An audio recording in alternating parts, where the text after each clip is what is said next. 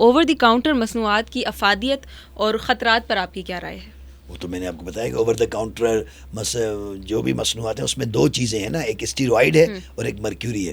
Both are not only dangerous for skin diseases but آپ کی باقی جو اوور دا کاؤنٹر دوائیاں ہیں اور آپ وہ جو کھا رہے ہیں ان کے لیے بھی ظاہر ہے ان کے وہ سائیڈ ایفیکٹس جو آپ کو نہیں پتہ ہیں وہ تو آپ کو الٹیمیٹلی آپ اس سے سفر کر رہی ہیں, اور اس سے اس سائیڈ ایفیکٹ کی وجہ سے آپ کا ٹریٹمنٹ کی جو ٹریٹمنٹ پروٹوکول ہے وہ بھی ماڈیفائی ہو گیا نا. اب پہلے یعنی کچھ سانوں بھی مرندہ شوق تھی, کچھ شہر دے لوگ بھی ظالم سن نا, تو کچھ تو ہم نے سائیڈ ایفیکٹ پہلے ایکلی کو ٹریٹ کر رہے تھے, اب اس کے سائیڈ ایفیکٹ کو بھی ٹریٹ کرنا پڑے گا.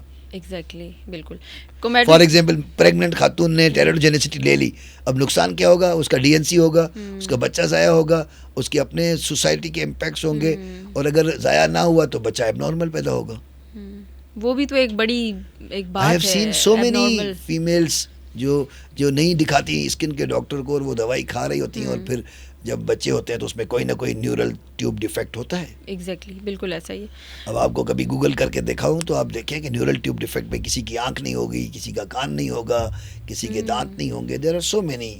ٹاپیکل تو لگ سکتا ہے, سیف ہے وہ جی, لیکن سیف بھی وہ ہے, اس کی ڈیوریشن بھی پتہ ہونی چاہیے, اس کی مقدار بھی پتہ ہونی چاہیے, اور must be prescribe by some qualified dermatologist. Exactly doctor. And unfortunately our country, even in capital, there are so many pseudo dermatologists جنہوں نے 1 مہینے کا کورس کیا, 6 مہینے کا کورس کیا, and they are running the clinics and nobody is bothering them کہ آپ تو صرف ایم بی بی ایس کی. چلیں M B B S doctor پھر بھی تھوڑا بہت پریکٹس کر سکتا ہے, تو میں اس حوالے سے کہوں کہ ہمارے جو باقی اسپیشلٹیز ہیں, فزیو ہو گئی, نیوٹریشن ہو گئی, ایون جنہوں نے کچھ بھی نہیں پڑھا انہوں نے بھی 6 مہینے کا کورس کر کے اپنے آپ کو ڈرمیٹولوجسٹ کہنا شروع کر دیا ہے. بہت سے کیسز ایسے سامنے آئے بھی ہیں. آبویسلی پھر آپ اپنا نقصان کر بیٹھتے ہیں ایسے لوگوں کے پاس جا کر.